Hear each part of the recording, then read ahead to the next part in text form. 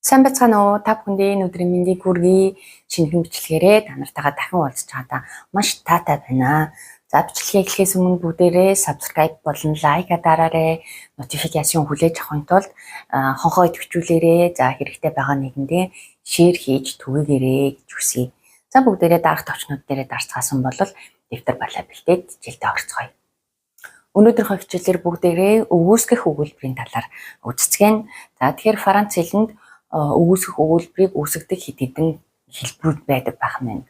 За тэр маань юу вэ гэхээр өгүүлбэрт байгаа үндсэн гол үйл үгнийхээ хоёр талд нь өгөөсгөх хэлбэрийн хоёр үгийг байрлуулж үүсгдэг байх нь. За тэгэхээр хэд хэдэн төрөл байдаг гэсэн тийм ээ. За тэгэхээр эхний хэлбэр маань ne pas гэсэн хоёр үгийг үйл үгнийхээ хоёр талд байрлуулах нь. За тэгэхээр яг нь би тэгдэггүй ингэдэггүй гүй гэсэн өгөөсгөх өгүүлбэр болох нь шүү дээ. За бүгдээрээ жишээ өгүүлбэрээр харцгаая. J'aime la soupe. Би шүлэнд дуртай гэсэн батлах өгүүлбэр байна. За бүгдээрээ энийгээ ne pas гэдэг үгээр байрлуулад өгөөсгөх өгүүлбэр үүсгэе. Тэгэхээр je n'aime pas la soupe.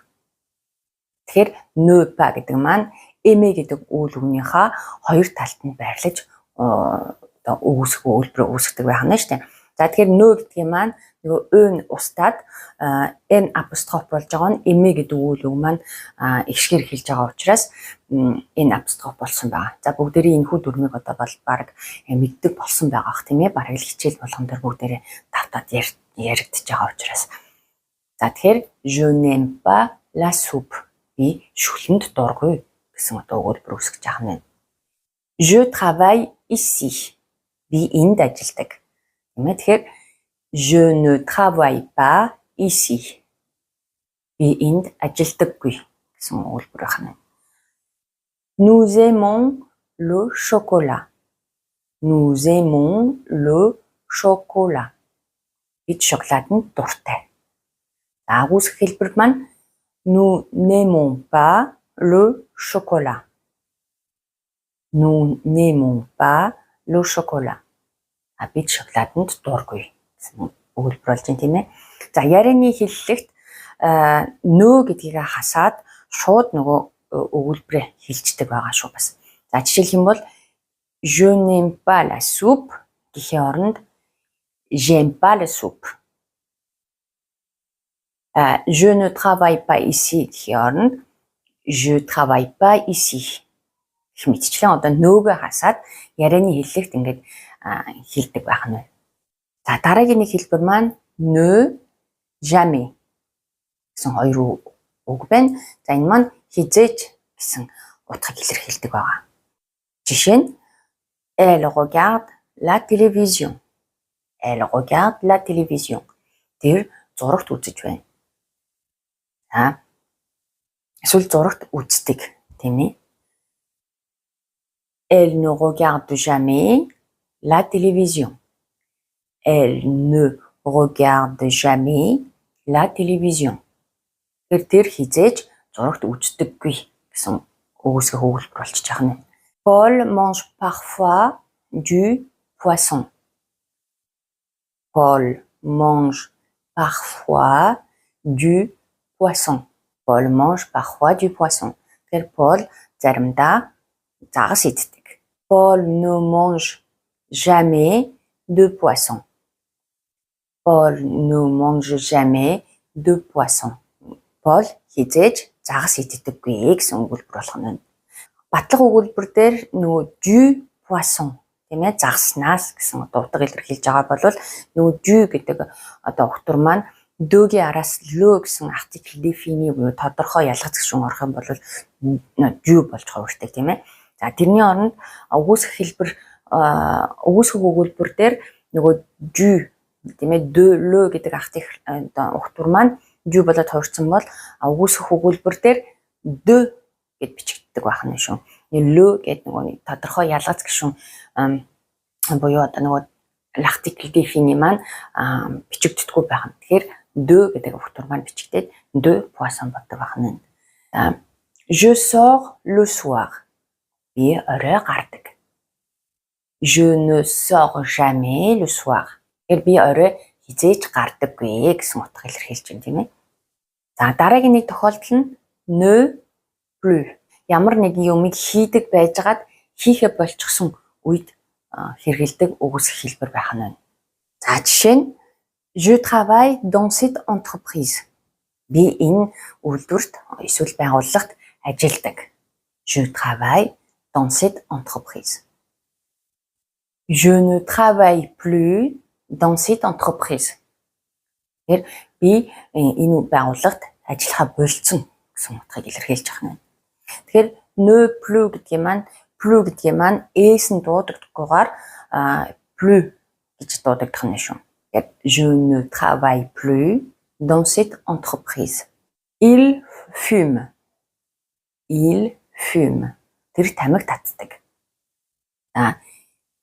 Il ne fume plus.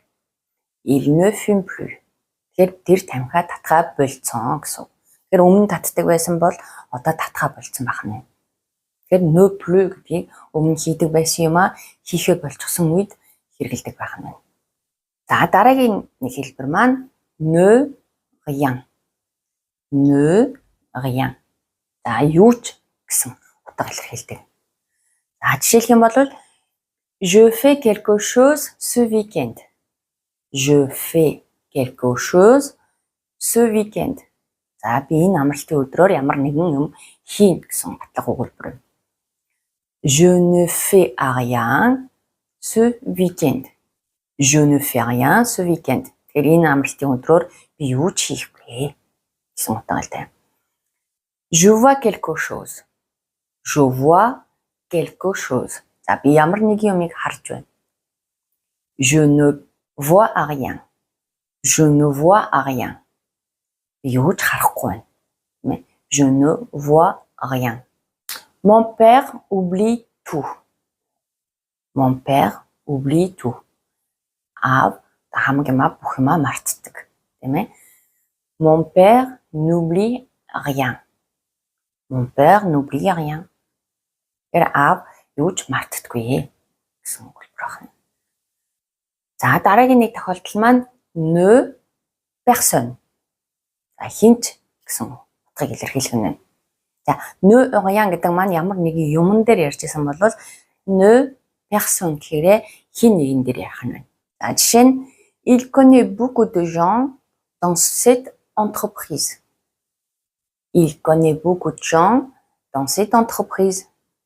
За тэр энэ байгууллагт одоо маш олон хүнийг таньдаг гэсэн үг. Il ne connaît personne dans cette entreprise. Il ne connaît personne dans cette entreprise. Тэгэхээр тэр энэ байгууллагад одоо хэнийг ч таньдаггүй гэсэн утга илэрхийлэх нь. Nous attendons quelqu'un. Nous attendons quelqu'un. За бид хэнийг хүлээж байна. Nous n'attendons personne. Nous n'attendons personne. Бид хэнийг ч хүлээгээгүй гэсэн утгатай. Tu invites quelqu'un à la fête. Tu invites quelqu'un à la fête. Чи баярт хэн нэгнийг урьж байна, тийм ээ? Tu n'invites personne à la fête. Tu n'invites personne à la fête. Чи баярт хэнийг ч ураагүй. За дараагийн нэг хэлбэр маань ne pas encore. Ne pas encore. Тэгэхээр арай л одоохондоо гэсэн утгыг илэрхийлэх нь. За жишээ нь elle a terminé son travail. Elle a terminé son travail. Тэр ажлаа дуусгасан гэсэн одоо өнгөрсөн цаг дээр бичих зөвлөлбөр байна. За өнгөрсөн цаг маань avoir болон terminé гэсэн хоёр үгээс бүрдээд тийм ээ avoir маань одоо цаг дээр terminé гэдэг маань нөгөө participe passé дээр хувирсан байх нь. Тэгээд дуусгасан гэсэн өнгөрсөн цагийг үсгэсэн. За тэгэхээр elle n'a pas encore terminé son travail. Elle n'a pas encore terminé son travail. Тэгэхээр өгүүлбэрт одоо хоёр үйл үг ингээд зэрэгцээд орчих юм бол тийм ээ эхнийх нь үйл үгийнх нь хоёр талд нь нөгөө үгүйсгэх хэлбэрийнхаа хоёр үгийг бичдэг байх нь шүү. Тэгэхээр avoir гэдэг а гэд хувирсан одоо цаг дээр хувирсан үйл явдлынхаа хоёр талд ne pas encore гэдэг одоо үүсэх хэлбэрийнхаа үгнүүдийг бичнэ гэсэн үг байна. За тэгэхээр нөгөө avoir гэдэг үйл үг маань ихшгээр эхэлж байгаа учраас нөгийн маань ön гэдэг энэ апостроф болсон байна. Elle n'a pas encore terminé son travail. Тэгэхээр тэр ажлаа одоохондоо дуусгаагүй байна гэсэн утгаар илэрхийлэх байна. Nous sommes prêts. За бид бэлэн болсон байна гэсэн үг байна. Nous ne sommes pas encore prêts. Nous ne sommes pas encore prêts. Бид бэлэн болоогүй байна. За ингээд бүгдээрээ өнөөдрийнхөө хичээлээр өгүүлэх хөвөлбөрийг одоо яаж үүсэх талаар сурцгаалаа тийм ээ. За гэрийн даалгаварт одоо эдгээр өгүүлбэрүүдийг өгүүлэх хэлбэр дээр одоо тохирсон хэлбэрийг нь сонгоод өгүүлэх хэлбэр дээр бичээд сэтгэл хэсэгт бичиж үлдээгээрээ.